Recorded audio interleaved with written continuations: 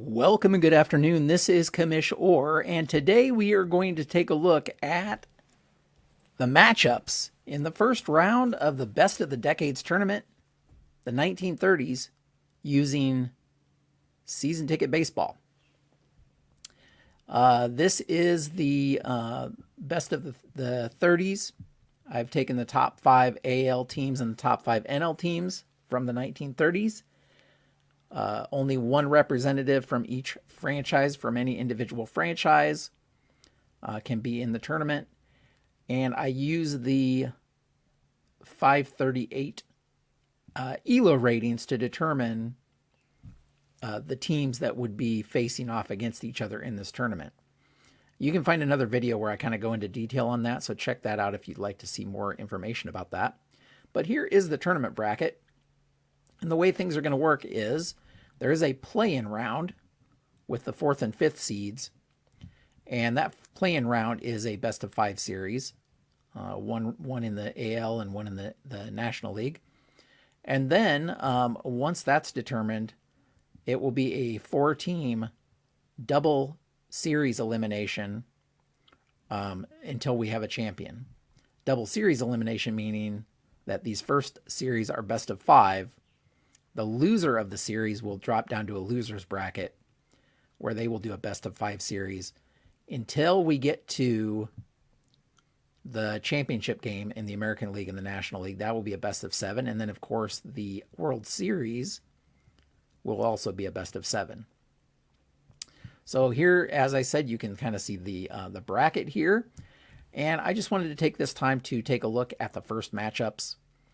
On the American League side, we will have the 1933 Nationals, Washington Nationals, or Senators, whichever you want to call them, facing up against the 1939 Boston Red Sox. And on the National League side of things, we will have the 1939 Cincinnati Reds facing off against the 1938 Pittsburgh Pirates. So let's take a look at these teams. Starting in the American League.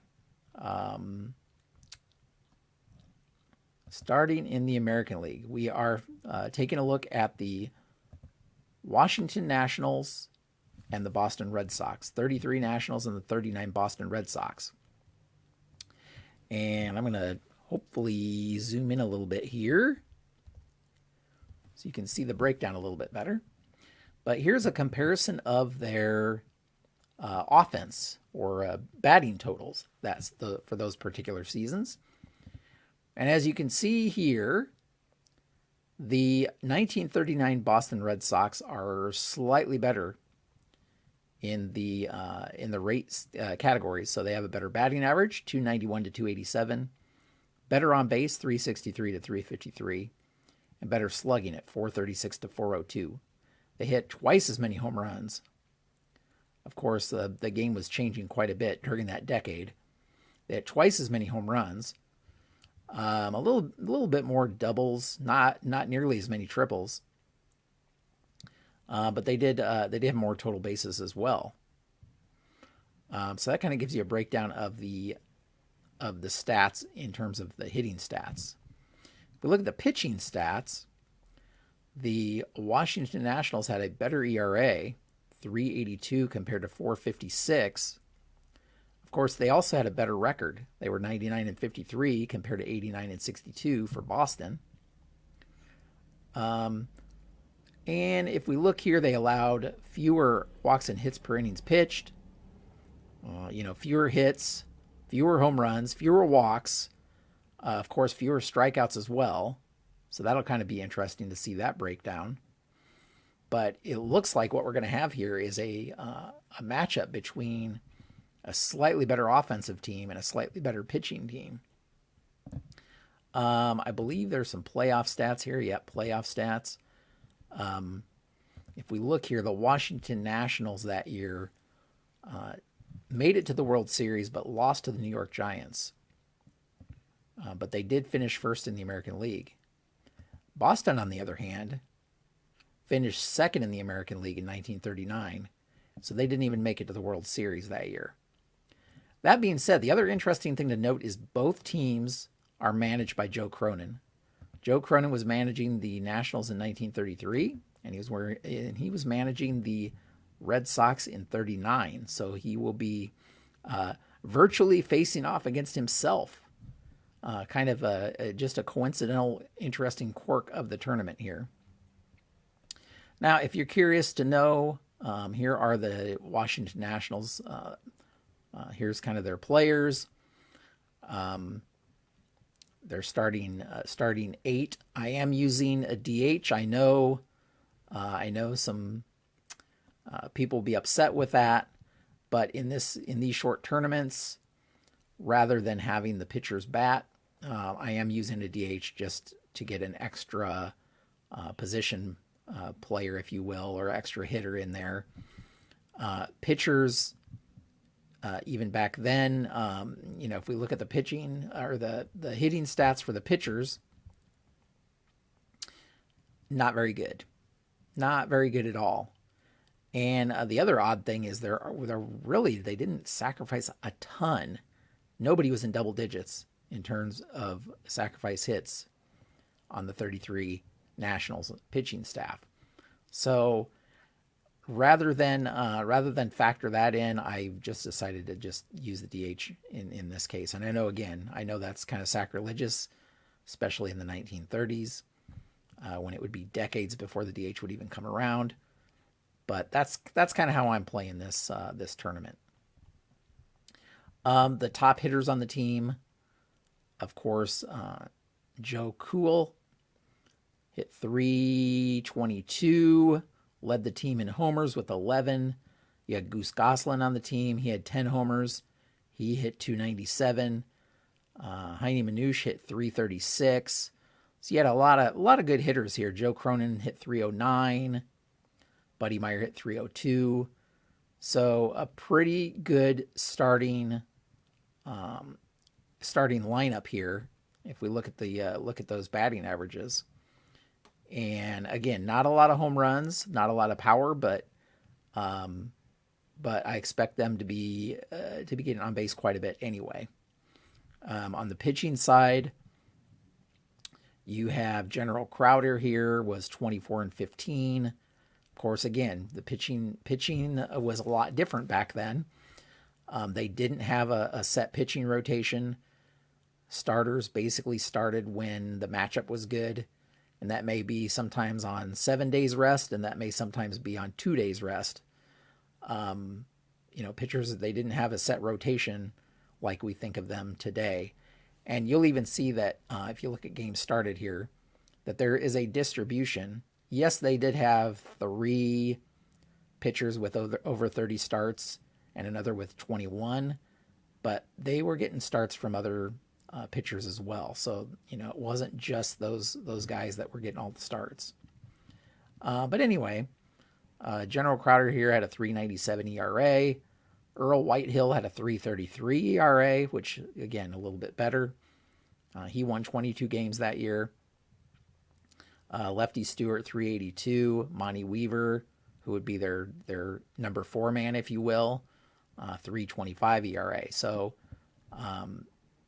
all very good ERAs. If you even look at how they compared to the teams in their own league that year, even though I mentioned that the Senators the Senators or Nationals, whatever you want to call them, had a slightly worse overall offense compared to Boston, they did lead the league in batting average, and were number 3 in OPS, for example, when compared to other American League teams. On the pitching side, they did have the most wins of anybody that season.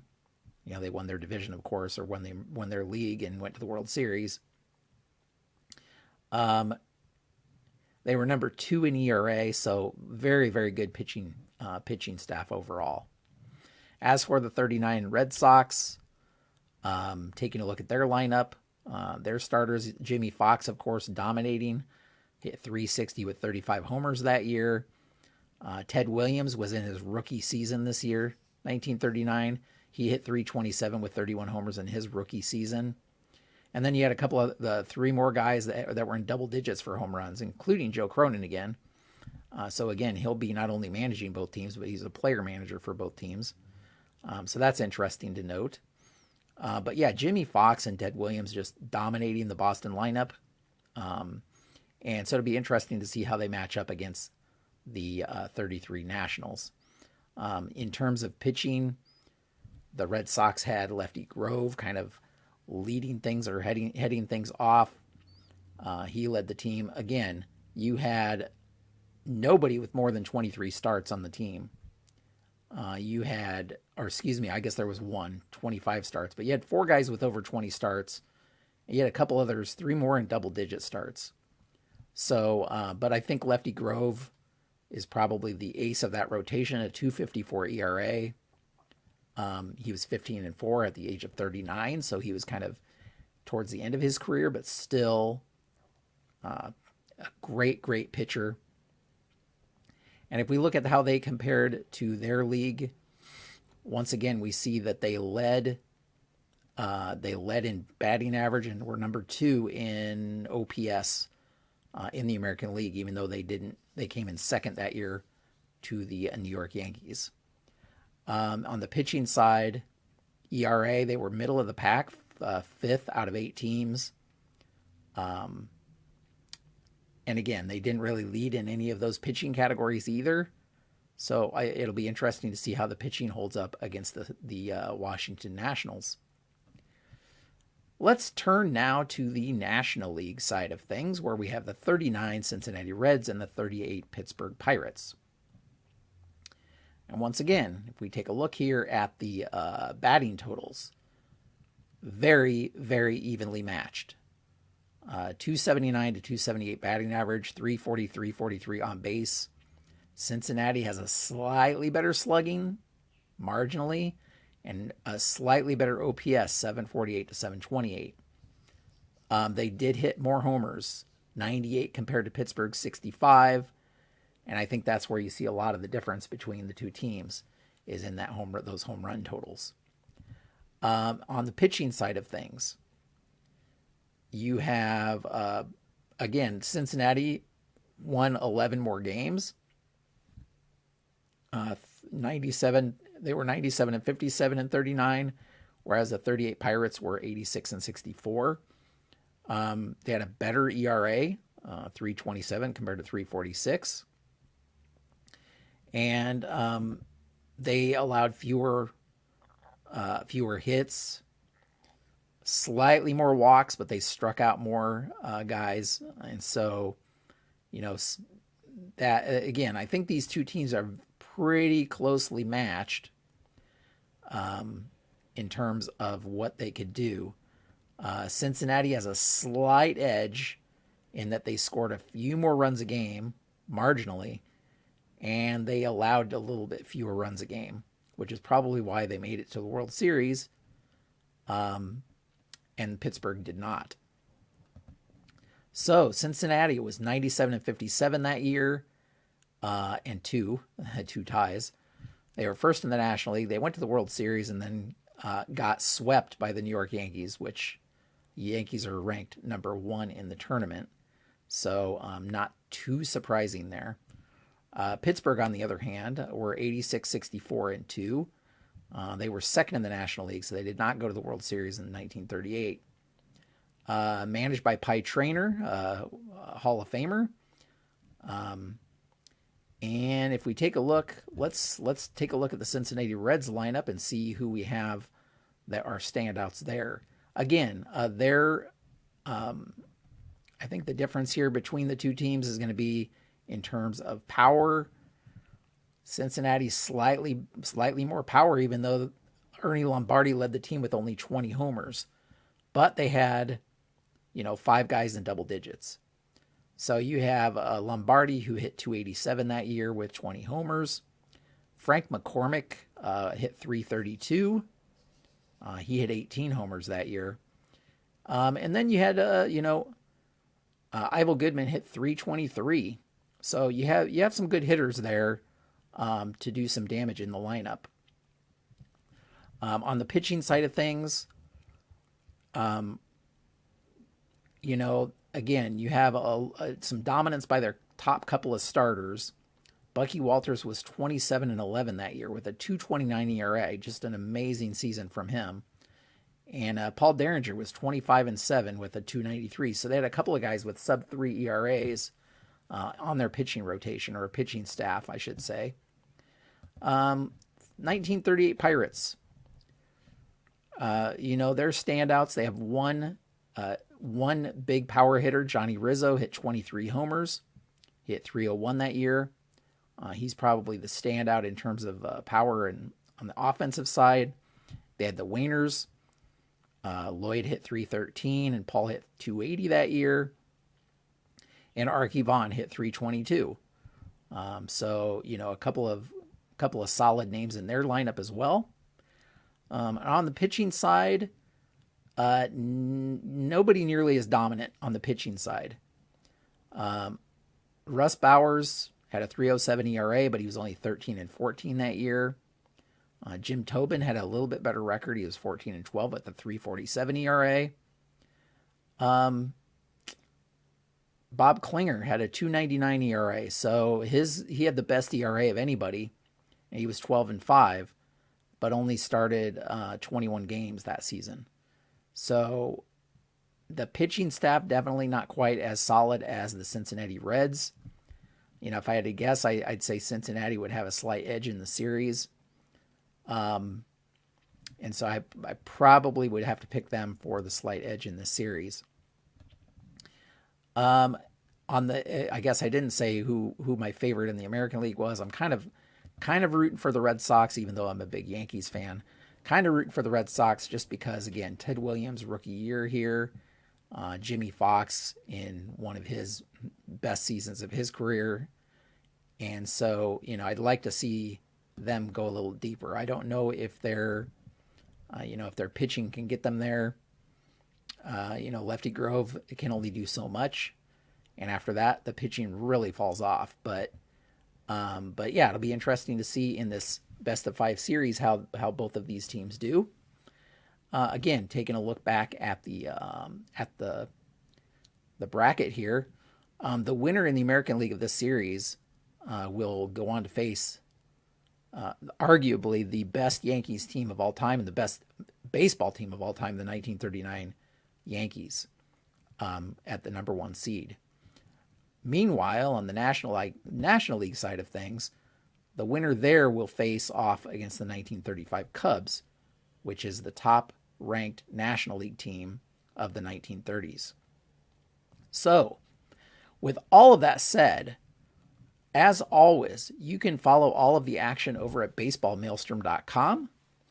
You can also follow it right here on this YouTube channel, so subscribe if you want to stay tuned for the action there.